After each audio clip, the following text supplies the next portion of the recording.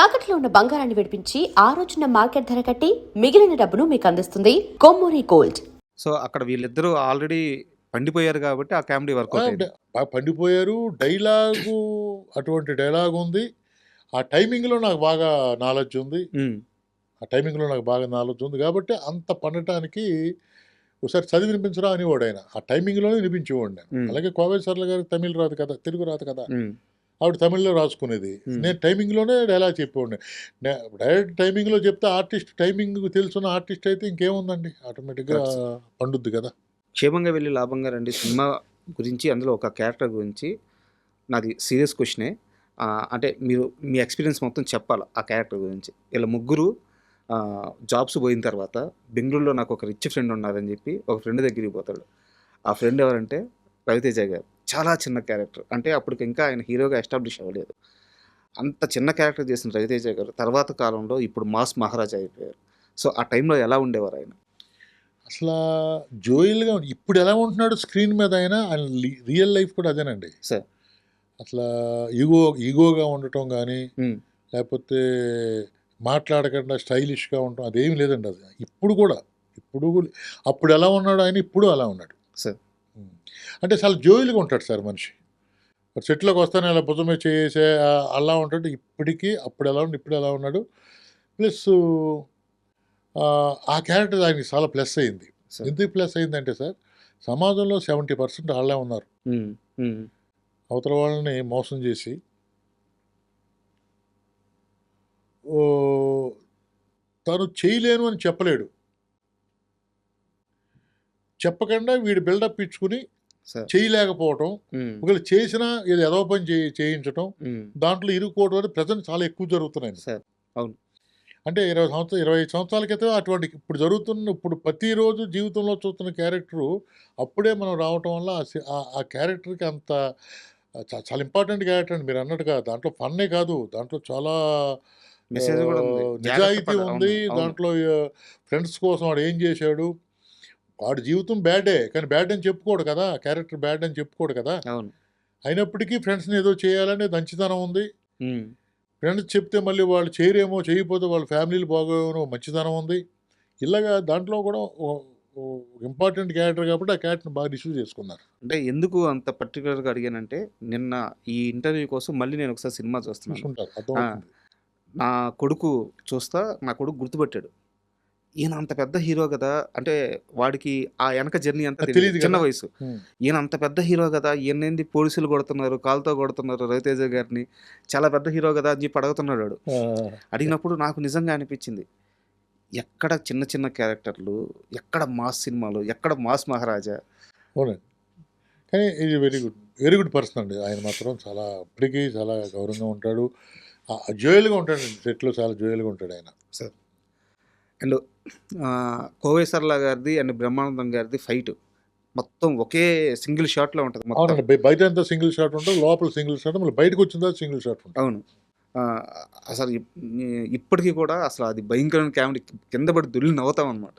So, ఎలా handle చేశారు ఆ రోజు సెట్? కానీ అది రావటానికి మాత్రం వాళ్ళిద్దరి కష్టం అండి. సార్. యాక్చువల్‌గా సార్ అది మన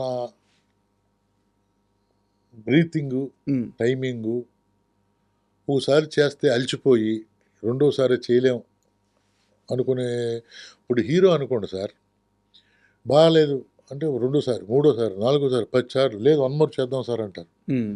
ఇప్పుడు కామెడీ చేసే ఆర్టిస్టులు జనరల్‌గా సరిపోదులే మేము చేసాం కదా అనుకుంటారు. హ్మ్. హ్మ్. కానీ దానికి మాత్రం చెప్పాలండి. ఇద్దరికీ హ్యాట్స్ ఆఫ్ అండి. బ్రహ్మానందం గారు ఫస్ట్ చేసేసారండి వాళ్ళు. సార్. సీన్స్ చదివాను. ఇలా అన్నయ్య, ఇలా అన్నయ్య. ఇక్కడి నుంచి స్టార్ట్ అయ్యి ఇలా కట్ అవుద్దని చెప్పా. చేశారు.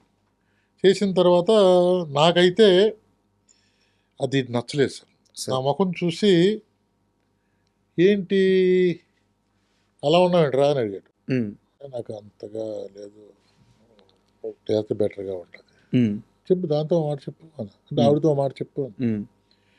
సరే ఇలా సరే అన్నమాట. ఇద్దరు చూసుకున్నారు. చేద్దాం అనుకున్నారు. హ్మ్. ఏం కావాలో చెప్పన్నారు. చెప్పాను. అన్నా దాంట్లో సరైనది ఇది లేదు. ఏదో చేసేసాం అన్నట్టుగా ఉంది నాకిది. చేశారు. సార్. అంటే ఫస్ట్ సెకండ్ సైడ్ చేయడమే గొప్ప. అంటే మనిషి అలసిపోతాడు కదా! అవును. 10 నిమిషాలు టైం ఇమ్మన్నారు, ఇచ్చారు, చేశారు. సెకండ్ టైమ్ కూడా నా మొఖం హ్యాపీగా ఓకే అని చెప్పలేకపోయాను. హ్మ్. పిలిచాడు. ఏంటి ఓకే చెప్పలేదేంటి అని అన్నాడు. లేదన్నయ్య నాకు ఏదో ఏదో ఏదో మిస్ అవుతుందన్నయ్య. ఇది చాలా ఇంపార్టెంట్ సీను. ఇది జీవితంలో సినిమా చరిత్ర ఉన్నంత కాలం నిలిచిపోయే సీన్ ఇది. కరెక్ట్. ఎందుకంటే ఒక భార్య మొగుడు చేస్తున్న తప్పుడు పనులు బరాయించి ఒక్కసారిగా బరస్ట్ అవుద్ది. అరెస్ట్ అవుద్ది. అది జీవితంలో రేపొద్దుట అదిగో అలా అలా ఉంటది తెలుసా అన్నట్టుగా ఉండాలి సీను. అని ఏదో మిస్ అవుతుందన్నాను. సరే ఇల్లు అన్నాడు. వాళ్ళిద్దరు ఏం మాట్లాడుకున్నారో తెలియదు. మోహన్ గారు ఏంటన్నారు. ఒక 1 మోర్ చేద్దాం. చేయాలి 1 మోర్ చేయాలి అన్నారు ఆయన.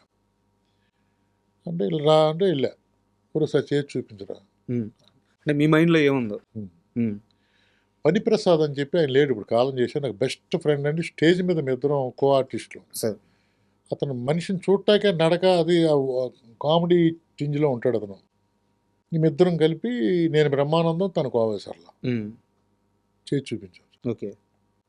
చేసి చూపిస్తే ఓకే అన్నారు. వాళ్ళిద్దరు 10 నిమిషాలు టైం ఇమ్మన్నారు. ఏదో మాట్లాడుకున్నారు. అలా తిరిగారు, పైకెళ్ళారు, అలా చేశారు, ఇలా చేశారు. ఓకే టేక్ అన్నారు, చేశారు. అదే దాంట్లో ఉంది సినిమాలో. సో, ఆ ఫైనల్ షాట్ ఇప్పుడొచ్చింది. ఫైనల్ షాట్ ఏమో సినిమాలో ఉంది. హ్మ్. మేము చేసి చూపించింది. హ్మ్. అంటే వాళ్ళు చేసినప్పుడు నుయ్యి ఎక్కుతాం లేదు, బకెట్ అనటం లేదు. హ్మ్. ఇవన్నీ కూడా నేను ఆడు కలిసి ఇలారా ఇక్కడ పైకి ఎక్కుతావు నువ్వు, తన్నేస్తావు, అలా జంప్ చేస్తావు, అదే అడ్డు ఉంటుంది, అడ్డు పట్టుకుంటావు, ఇలా మళ్ళీ కర్ర తీసుకుంటావు, ఇవన్నీ అనుకుని అయితే వాళ్ళిద్దరూ యాస్టీ చేశారండి. బా. యాస్టీ చేశారు. యాస్టీస్ కంటే 10% ఎక్కువే చేశారు.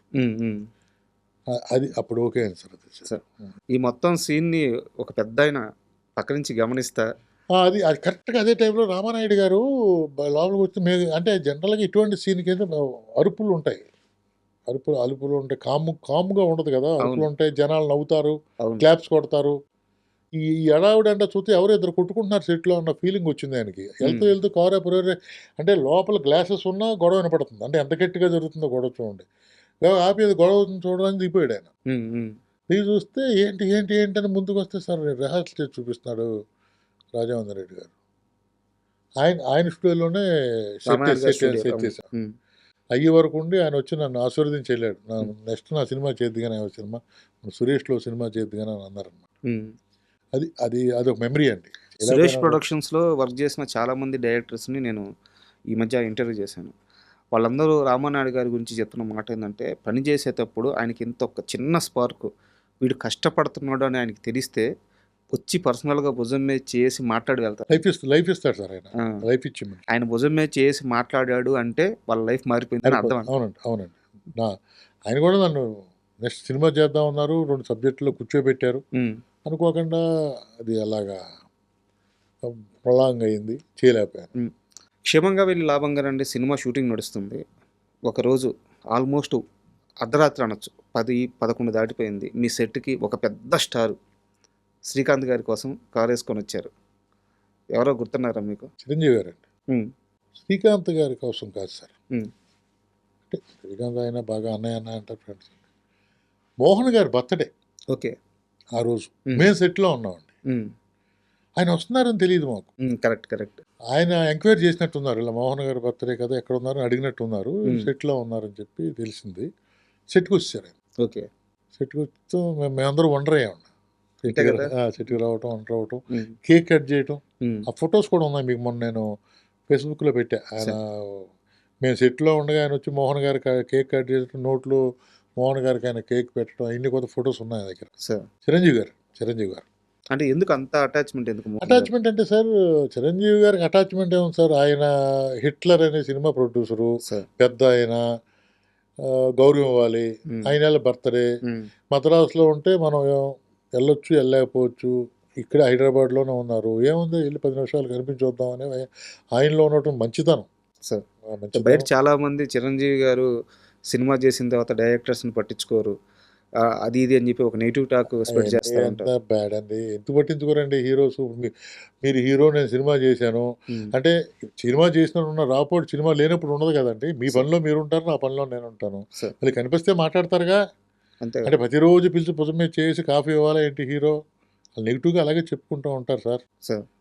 సంజీవ్ గారు డైరెక్ట్ చూడరు ఫుడ్ అదంతా రాంగ్ అండి, రాంగ్ న్యూస్. ఎవరో బతాకాని ఏం పని లేకుండా భోంచేసి అరిగే వరకు చెప్పుకునే కౌరులు తప్పండి. ఉమ్, ఉమ్, ఉమ్. చిరంజీవి గారు డైరెక్ట్ చూడు, ఎప్పుడు అసలు చూడు, అసలు హీరో అన్నవాడు అసలు వాళ్ళు ఉండరు. అసలు చిరంజీవి గారు అక్కడ మనిషే కాదు, ఎవరైనా ఉంటే ఉన్నారేమో, కానీ చిరంజీవి గారు అక్కడ మనిషే కాదు. ఆయన ఉంటా ఈ స్థాయి, ఆయన స్థాయి ఏంటండి ఈ రోజుని? చిరంజీవి గారి గురించి పేరు తలుచుకుంటా కూడా అర్హత ఉండే మనిషి అయ్యాడు ఆయన. సార్ కొన్ని లక్షల మంది కోట్ల మంది ఆయన కోట్ల followers. అంటే చిరంజీవి గారిని ఒక మాట అన్నా తలుచుకున్నా నీకు అర్హత కావాలి. సార్ ఆ స్టేజ్లో ఉన్న ఆయన్ని పట్టించుకోరు గిట్టించుకోరు అంటే ఇదంతా ట్రాష్ అండి. ఆ మాటలు పట్టించుకోకూడదు అనవసరం. సార్